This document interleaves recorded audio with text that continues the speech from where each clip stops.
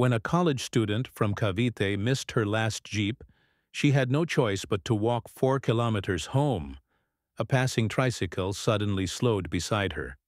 The driver, around 60, wearing faded slippers and a sun-beaten smile, said, "Huwag ka maglakad mag-isa sa gabi, iha. Sakay na."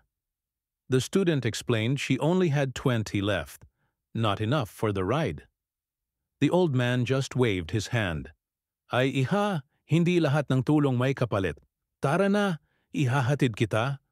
He drove her all the way to her barangay, refusing the money again and again. When she finally reached home, she asked him why he was so kind. The driver said, "May anak din ako. Gusto ko sana kung kailangan niya ng tulong balang araw. May taong tutulong rin." The student shared the story online. Overnight, people recognized the tricycle driver and surprised him with groceries, free maintenance for his tricycle, and even a small fund for his medication. He cried on video saying, "Hindi ko akalain na babalik sa akin lahat ng kabutihang ginawa ko."